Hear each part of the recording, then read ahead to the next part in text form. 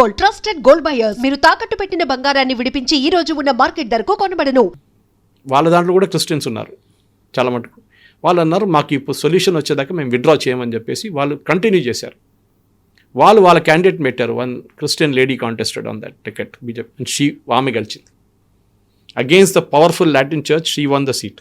అక్కడ పాలిటిక్స్ మారిపోతుంది కేరళలో. ఇదే మీరు ట్రివాండ్రంలో చూశారు. ట్రివాండ్రంలో హిందూ కన్సాలిడేషన్ జరిగింది. దానికి చాలా కారణాలు ఉన్నాయి. ఒకటి, కాంగ్రెస్ వైపు నుంచి ఈ ముస్లిం పార్టీల కోసం ఎస్డిపిఐ కానివ్వండి, సిపిఎం వాళ్ళు మదనీ అని చెప్పి ఒక టెర్రరిస్ట్ ఉన్నారు, ఆయన బెంగళూరు బ్లాస్ట్ మెయిన్ అక్యూజ్డ్, ఆయన ఇప్పుడు ఫ్రీగా తిరుగుతున్నాడు కేరళలో. సుప్రీంకోర్టు ఆయనకి బెయిల్ ఇచ్చింది. అట్లాంటి చాలామంది ఉన్నారు. సో వీళ్ళేం చేస్తున్నారంటే కంప్లీట్ ముస్లిం ఓట్ బ్యాంక్కి ప్యాంటర్ చేస్తున్నప్పుడు అక్కడ కేరళలో ఉన్న హిందువులు ఇప్పుడు దాకా స్ప్లిట్ అయి ఉండే. ఇక్కడ ఈ 43% మీరు డివైడ్ చేస్తే 16 వస్తుంది మ్యాక్సిమం. ఈసారి బీజేపీకి కొన్ని సీట్స్లో 20% దాకా ఓటు వచ్చింది. దానికన్నా ఎక్కువ రాదు unless Christians start voting for BJP. Christians కూడా ఈ ప్రాబ్లం, ఈ లవ్ జిహాద్ ప్రాబ్లం వచ్చినప్పుడు వాళ్ళ అమ్మాయిలు చాలామంది కనిపించకుండా పోయారు. So they also started against. In fact one of the bishops అక్కడున్న ఒక 3 సంవత్సరాల ముందు ఆయన పెద్ద స్టేట్మెంట్ చేసిండు. లవ్ జిహాద్ ఒకటే కాదు, నార్కోటిక్ జిహాద్ కూడా నడుస్తుంది. వీళ్ళు డ్రగ్స్లో డీల్ చేస్తున్నారు ఈ జిహాదీస్లు, మా అమ్మాయిలకి డ్రగ్స్ ఇచ్చి వాళ్ళని ఎంటైజ్ చేసుకుంటున్నారని చెప్పి అలిగేషన్స్ చేస్తే ఆయన మీద కేసు వేశారు CPM government, Pinarayi Vijayan government. అది కాకుండా శబరిమల ఇష్యూ వచ్చింది. శబరిమలలో ద్వారపాలక కొట్టేశారు. శబరిమలలో ఉన్న అవుటర్ క్లాడింగ్, విజయమాల్యాకి ఇచ్చిన 33 కిలోల బంగారం 42 kgs బంగారు తాపడం పోయింది. అది గాయబ్. అది ఎక్కడ తీసుకెళ్ళి దాన్ని ఇప్పుడు డూప్లికేట్ పెట్టుకున్నారని చెప్పి ఎంక్వైరీ నడుస్తుంది అండర్ హైకోర్టు. ఫార్మర్ ఇద్దరు CPM leaders, senior CPM leaders, వాళ్ళు ట్రావెంకోర్ దేవస్వం బోర్డు చీఫ్ ఉండే వాళ్ళని అరెస్ట్ చేసి వాళ్ళు జైల్లో ఉన్నారు. అదొకటి చాలా మటుకు హిందువులకు కోపం వచ్చింది. ఎందుకంటే దానికన్నా ముందు కూడా మీకు గుర్తుంది కవిత గారు, సుప్రీంకోర్టు జడ్జ్మెంట్ వచ్చినప్పుడు మహిళల గురించి, మహిళల ఎంట్రీ శబరిమల గురించి వచ్చినప్పుడు పినరాయి విజయన్ ఇమ్మీడియట్లీ రియాక్ట్ అయ్యాడు. Yes we will implement from next week. అదే టైంలో మార్తోమా జడ్జ్మెంట్ వచ్చినప్పుడు సుప్రీంకోర్టు నుంచి పినరాయి విజయన్ ఏం చెప్పారంటే, ఫైనల్ జడ్జ్మెంట్ అది సుప్రీంకోర్టుది, దట్ వాళ్ళ క్లియర్ డినామినేషన్ చెప్పేసింది supreme court, this is what should be done, ఈ చర్చ్ వీళ్ళకి హ్యాండిల్ చేయాలి, ఈ బరియల్ గ్రౌండ్. పినరాయి విజయన్ అది అట్లా చేయలేరు, మనం వాళ్ళతో మాట్లాడదాం, it's a very sensitive issue అని. అంటే క్రిస్టియన్స్కి వచ్చినప్పుడు ఒక స్ట్రాటజీ, హిందువులకి వచ్చినప్పుడు ఇమ్మీడియట్ ఇంప్లిమెంటేషన్, మహిళలు తీసుకెళ్ళడానికి ట్రై కూడా చేశారు, పైన తీసుకెళ్లారు. మన వైపు నుంచి కొంతమంది ఛానల్ వాళ్ళు హైదరాబాద్ నుంచి కూడా వెళ్ళారు, వాళ్ళ సంగతి తెలిసింది దాని తర్వాత ఏమైందని ఆ ఛానల్ది. శబరిమలలో అయ్యప్ప శాపం వచ్చేస్తే మీకు ఎవ్వరు బతకరు. 1950s విగ్రహాన్ని మొత్తం ఇరగొట్టారు అక్కడ కొందరు వచ్చి, టెంపుల్ని సన్నిధానాన్ని తగలబెట్టారు శబరిమలలో, మీకు గుర్తుంటుంది. That was a horrible incident. తెలిసింది 45 ఒక వారం తర్వాత 10 రోజుల తర్వాత తెలిసింది జరిగింది అనేది. ఆ టైంలో సీసీటీవీలు లేవు, ఏం లేవు. కానీ చేసిన వాళ్ళు ఎవరని తెలిసిపోయింది. అక్కడ టీ ఎస్టేట్, కాఫీ ఎస్టేట్ వాళ్ళు చేశారు పని. అది మీరు బిలీవ్ చేయరు, దాట్ 3 or 4 ఫ్యామిలీస్ చేసిన దానికి ఆ శాపం, వాళ్ళ ఫ్యామిలీ అందరూ కుక్క సాగు వచ్చారు. హారబుల్. ఈ హిందూ కన్సాలిడేషన్, హిందూ కోపం అనేది పినరాయి విజయన్ మీద మళ్ళీ వచ్చింది. That is why Palakkad very strong Hindu presence, Tamilian population mostly, Tamil Nadu నుంచి వాళ్ళందరూ చాలా సంవత్సరాల నుంచి, because it's the part of Tamil Nadu technically speaking. కానీ తర్వాత స్టేట్ రీఆర్గనైజేషన్లో అక్కడ కాసర్గోడ్ కానివ్వండి, ఇక్కడ కన్యాకుమారి తమిళనాడుకి ఇచ్చినప్పుడు Palakkad became a part of Kerala. ఈ ఎలక్షన్లో మేజర్గా ఏం జరిగిందంటే, ఒకటి హిందూ కన్సాలిడేషన్ ఇప్పుడు మాట్లాడింది, రెండవది క్రిస్టియన్ అవేకనింగ్. క్రిస్టియన్స్లో కూడా గ్రూప్స్ నేను చెప్పాను చూడండి, ఎక్స్ప్లెయిన్ చేశాను, వాళ్ళ నడిమిట్లో కూడా ఒక బ్రేకప్ వచ్చింది. మోదీ గారు రెగ్యులర్గా క్రిస్టియన్ లీడర్స్ని ఢిల్లీలో కలిసాం. మూడవది Rajeev Chandrasekhar's entry into Kerala BJP. దీంట్లో చాలా ఒక స్ట్రాంగ్ రీజన్ ఏంటంటే కవిత గారు, కేరళ బీజేపీ అనగానే ఇట్స్ అ ఫ్యాక్షన్ లెడ్. 4-5 గ్రూపులు ఉన్నారు అక్కడ. Shobha Surendran group, K Surendran group, V Muraleedharan group, Krishnadas group, ఇంకా అట్లాంటి 5-6 గ్రూపులు ఉన్నాయి అక్కడ. వీళ్ళు ఒక్కరికొకరు పడదు. కె సురేంద్రన్ ప్రెసిడెంట్గా ఉన్నారు recent, till Rajeev was appointed. ఆయన ఉన్న టైంలో శోభా సురేందర్ని లేనిపోయిన కాన్స్టిట్యున్సీకి పంపిస్తారు ఎలక్షన్ పోటీ చేయడానికి. ఒకసారి ఒక కాన్స్టిట్యున్సీలో పంపిస్తారు, నెక్స్ట్ టైం ఇంకో కాన్స్టిట్యున్సీలో పంపిస్తారు ఆమెను కావాలని చెప్పి. కానీ ఆమెకు ఒక కెపాసిటీ ఉంది, ఎక్కడ వెళ్ళినా కానీ ఓటు డబుల్ చేసుకుంటుంది. లాస్ట్ టైం బీజేపీకి 1,00,000 ఓట్లు వచ్చిందంటే ఆర్టికల్ అని చెప్పి, దీనికన్నా ముందున్న దాంట్లో డబుల్ చేసుకుంది ఆమె, 2 లక్షలు చేసుకుంది అక్కడ. సో ఆమెని కానీ పైకి రానియలేదు వీళ్ళు. ఆమెనేమో మోదీ గారు వచ్చినప్పుడు మోదీ గారు మెన్షన్ చేసి స్టేజ్లో కూర్చోబెట్టారు, అది వీళ్ళకి కోపం వచ్చింది త్రిశూర్కి వచ్చినప్పుడు. ఇట్లాంటి చాలా పాలిటిక్స్ ఉన్నప్పుడు విసర్గచ్చి లాస్ట్లో పార్టీ డిసైడ్ చేశారు, ఎవ్వరు ఫ్యాక్షన్ లేని ఒక అపాయింట్ చేద్దామని చెప్పి రాజీవ్ చంద్రశేఖర్ని తీసుకొచ్చారు. Rajeev was not a BJP person, మీకు అందరూ తెలిసిందే, కర్ణాటక నుంచి, బట్ ఈజ్ మలయాళీ. కానీ BPL mobile company was his company. ఆయన కంపెనీ అమ్మేసిన తర్వాత డబ్బులు దాన్ని became a investor in different things.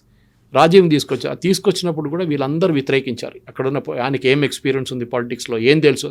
కానీ ఆయన ఒక కార్పొరేట్ కల్చర్ తీసుకొచ్చాడు పార్టీలో. ఏంటంటే ప్రొఫెషనల్గా వర్క్ చేయడము, సోషల్ మీడియా డివిజన్, వాళ్ళ వైపు నుంచి టెలివిజన్ డిబేట్స్కి ఎవరిని పంపించాలి మొత్తం ప్లాన్ అవుట్ చేశారు. వాళ్ళు చాలా బాగా చేశారు. దానికోసం మొన్న కూడా ఈ ఎలక్షన్ రిజల్ట్ వచ్చిన తర్వాత ఇమ్మీడియట్గా మోదీ గారు కూడా మలయాళంలో ట్వీట్ చేశారు, saying that BJP congratulation BJP కార్యకర్తలు ట్రివాండ్రం కలిసిన దానికి అని చెప్పేసి. There is reawakening. కానీ బీజేపీ మళ్ళీ నెక్స్ట్ ఎలక్షన్లో గవర్నమెంట్ ఫామ్ చేస్తారంటే నో వే. గవర్నమెంట్ పోయి బీజేపీకి 3 సీట్లు కూడా 3-4 సీట్ల కన్నా ఎక్కువ రాదు. That is the best performance వస్తే కూడా. That is also impossible next assembly ఎలక్షన్లో. ఇప్పుడు స్టార్ట్ అవుతుంది జనవరి 2026, లేకుంటే ఫిబ్రవరిలో ఉంటుంది ఎలక్షన్స్. సో దాంట్లో నియమం అయితే గెలవచ్చు డెఫినెట్గా. మేబీ త్రిశూర్లో 1-2 కాన్స్టిట్యున్సీలు గెలవచ్చు. కానీ majority is not possible because Congress మొత్తం వాళ్ళ వైపు నుంచి ఉన్న Kottayam, Pathanamthitta and Ernakulam very strong Catholic presence. Congress మొత్తం ఓట్లు తీసుకెళ్ళిపోయి ఈసారి కూడా లోకల్ బాడీ ఎలక్షన్స్ అదే జరిగింది. నార్దర్న్ కేరళలో ఇండియన్ యూనియన్ ముస్లిం లీగ్ విచ్ ఇస్ వీళ్ళ alliance, Congress alliance. Malappuram, Wayanad Rahul Gandhi, Priyanka Vadra constituency, అక్కడ ఎవరు నిలబడినా గెలుస్తారు వాళ్ళ వైపు నుంచి. అది కాకుండా మనం ఈసారి చూసిన కన్నూర్ ఇస్ అ సిపిఎం పంచుకోవటం అని చెప్పొచ్చు మనం. అక్కడ ఎవరు నిలబడరు కూడా కాన్స్టిట్యున్సీలో, భయపడతారు ఆపోజిషన్. కాలు ఉండవు, చేతులు ఉండవు వాళ్ళది. రాత్రికి తల కూడా కోసేస్తారు ఒకసారి, అంత భయం ఉంటుంది అక్కడ. అక్కడ కూడా బీజేపీ బాగా పర్ఫామ్ చేశారు ఈసారి కన్నూరులో. Of all the places candidate పెట్టడమే పెద్ద పని. సో కవిత గారు ద ఓవరాల్ పర్ఫార్మెన్స్ చాలా మటుకు ఇంప్రూవ్ చేశారు. త్రిశూర్లో 6-12 అట్లా చాలా మటుకు ఇంప్రూవ్ చేసుకుంటూ వెళ్ళారు. డబుల్ చేసేసారు almost every place. Local body ఎలక్షన్లో బీజేపీ ఎప్పుడు పర్ఫామ్ చేస్తుంది, ఎందుకంటే మీ పాపులేషన్ తక్కువ ఉంటుంది లోకల్ బాడీ ఎలక్షన్లో. లోక్సభ అనగానే 10 లక్షలు 12 లక్షలు అవుతారు. లోకల్ బాడీ అయినప్పుడు 50,000, ఒక 75,000లో ఆ వార్డులు అయిపోతుంది ఓట్లన్నీ. ఇట్లానే గ్రో అవుతారా బీజేపీ అంటే ఎస్ పాసిబుల్. రేపు నీలేశ్వరం గెలవచ్చు అక్కడ. కానీ ఒక పాపులేషన్ ప్రొఫైల్ మార్చారు. చాలామందిని మలబార్ నుంచి, దట్ ఈస్ మలపురం ఏరియా నుంచి తీసుకొచ్చి రీసెటిల్ చేశారు నీలేశ్వరంలో. అప్పుడు హిందూ పాపులేషన్ తగ్గిపోయింది, అక్కడ ముస్లిం పాపులేషన్ ఎక్కువైపోయింది అనమాట. అది మీరు కొడగులో కూడా చూస్తున్నారు. కర్ణాటక వైపు కూడా కొడగులో చాలా మటుకు పాపులేషన్ డెమోగ్రఫీ మారిపోతుంది. అక్కడున్న కొడుగు వాళ్ళ పాపులేషన్ తగ్గిపోతుంది, ఎందుకంటే ముస్లిం వచ్చి ఉండడం మొదలుపెట్టారు అక్కడ, కేరళ నుంచి వీళ్ళందరూ. Anyway that's a separate politics. కానీ నేను ఎందుకు ఎక్స్ప్లెయిన్ చేస్తున్నాను, మన ప్రేక్షకులు కూడా అర్థం చేసుకోవాలి. కేరళ పాలిటిక్స్ అనేది ఒక చేంజింగ్ మనలాగా కాదు. ఇక్కడ 1-2-3 పార్టీలు ఉంటాయి, అక్కడ అది చిన్న పార్టీలు ఉంటాయి. ఫర్ ఎగ్జాంపుల్ కేరళ కాంగ్రెస్ మాణి, చాలామంది కన్ఫ్యూజ్ అవుతారు. కేరళ కాంగ్రెస్ అని కానీ ఇండియన్ నేషనల్ కాంగ్రెస్ అనుకుంటారు. కాదు, కేరళ కాంగ్రెస్ అనేది కేఎం మాణి అని చెప్పి ఒక సీనియర్ కాంగ్రెస్ లీడర్ ఉండే ఒక టైంలో ఆయన సెటప్ చేసిన party. They are affiliated to the చర్చ్తోని పనిచేస్తారు వాళ్ళు. చర్చ్ చెప్తారు ఈ క్యాండిడేట్ని పెట్టండి అంటే ఆ క్యాండిడేట్ని పెడతారు వాళ్ళు ఇప్పుడు దాకా కాంగ్రెస్ వాళ్ళతో టైఅప్లో ఉన్నారు, అంటే అలయన్స్లో ఉన్నారు మాణిగారు ఉన్నప్పటి నుంచి. కానీ మాణిగారు పోయిన తర్వాత వాళ్ళ కొడుకు హీ బికేమ్ వెరీ అంబిషియస్. ఆయన ఒక మినిస్టర్ కావాలంటే, రాజ్యసభ సీట్ కావాలంటే కాంగ్రెస్ వాళ్ళు పట్టించుకోలేదు. Jose K Mani is his name. So what he did, ఆయన సిపిఎం వైపు వెళ్ళిపోయాడు. కేరళలో 1/2 ఎమ్మెల్యే 1 ఎమ్మెల్యే పార్టీలు కూడా ఉన్నారు. అది తమాషా అనమాట. ఒక్క ఎమ్మెల్యే ఉంటే కూడా వాళ్ళు మాట్లాడుతున్న తీర్పు చూస్తే మీకు సర్ప్రైజ్ అయిపోతారు. ఏదో 15 ఎమ్మెల్యేలు ఉన్నట్లు మాట్లాడతారు వాళ్ళు. ఒక్క ఎమ్మెల్యే ఉంటారు అక్కడ. ఆర్జేడీ అంత పవర్ఫుల్గా ఉంటారు, అంత పవర్ఫుల్గా మాట్లాడతారు. అక్కడ ఆర్జేడీ ఉంది, మీకు తెలుసా. అక్కడ జేడీయూ ఉంది అక్కడ కేరళలో.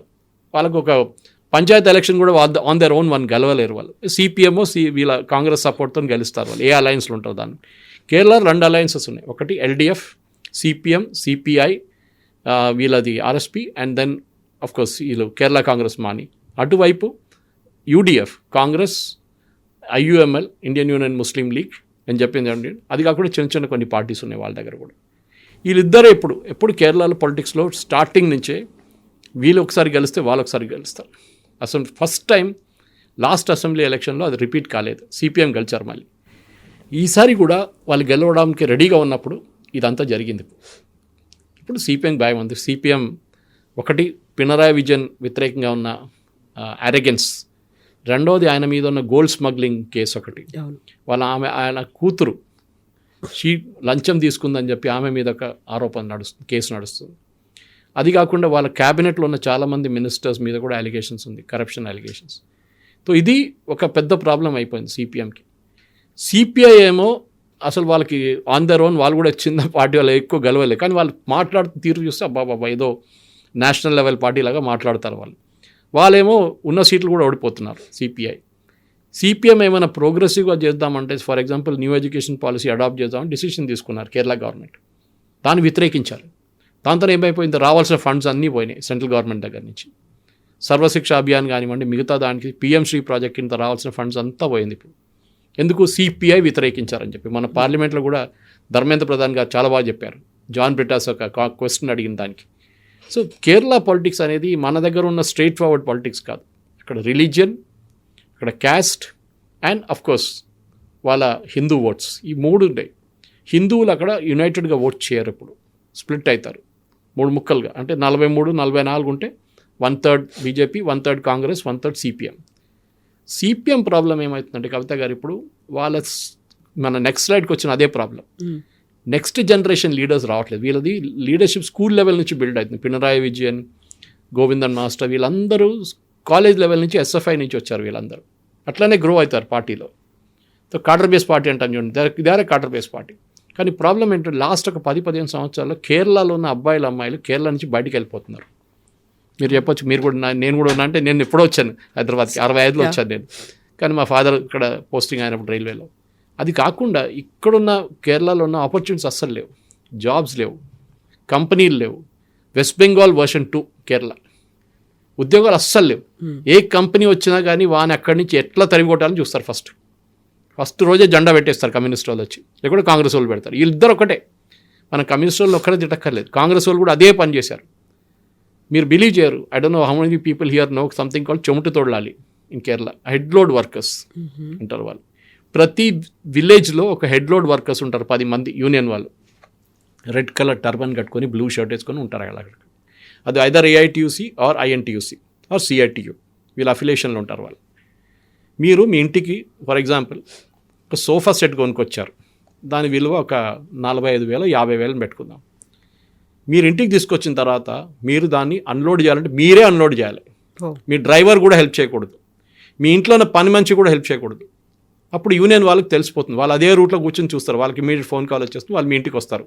5 మంది వచ్చేస్తారు, లేకుంటే 10 మంది వస్తారు. అంత దింపడానికి 2 చాలు, కానీ 5 మంది వస్తారు. వచ్చి చూసి ఒక 10,000 కావాలంటారు. మీరు అంటారు 45,000కు కొనుక్కున్నాను, ఇక్కడి నుంచి తీసి అక్కడ పెట్టడానికి 10 ఫీట్ దూరం పెట్టడానికి రూమ్ లోపలికి 10,000 అంటే, లేకుంటే రిటర్న్ పంపించేసేయండి. చాలామంది ఫ్రస్ట్రేట్ అయిపోయి దానికోసం కేరళ నుంచి వెళ్ళిపోయారు. ఈ యాటిట్యూడ్ చెమట తోడాలి. దీని గురించి నిర్మలా సీతారామన్ గారు పార్లమెంట్లో మాట్లాడారు. నోక్కు కూలి అని ఇంకో కాన్సెప్ట్ ఉంది కేరళలో. ఈ ట్రాక్టర్లన్నీ వచ్చే ముందు వీళ్ళందరూ మాన్యువల్ లేబర్ చేస్తారు కదా ఫార్మింగ్. ట్రాక్టర్ వచ్చిన తర్వాత వీళ్ళు చాలామంది అంటారు, మీరు 40 మంది బదులు మీరు ఇప్పుడు ట్రాక్టర్ వాడుకుంటున్నారు, 5 మంది కూడా పని లేదంటే ఒక్కడు అక్కడ కూర్చుంటాడు రోజంతా, ఒకడు పక్కన పొలం పక్కన కూర్చొని చూస్తాడు ఈ ట్రాక్టర్ పనిచేస్తున్నంతా. సాయంత్రం కాగానే అక్కడ ముందు పనిచేస్తున్న 35 మంది ఉన్నారు కదా, వాళ్ళ జీతం ఈయనకి ఇవ్వాలి. వాళ్ళు పని చేయలేదు, వాళ్ళు లేరు కూడా అప్పుడు, కానీ ట్రాక్టర్ యూజ్ చేశారు కదా మీరు. సో నోక్కు కూలి అంటే మీరు చూడడానికి ఒక ఛార్జ్ వీడు తీసుకుంటాడు. మీరు ఎక్కడ ఈ లోకంలో ఎక్కడ విన్నారు ఇట్లాంటి కాన్సెప్ట్స్?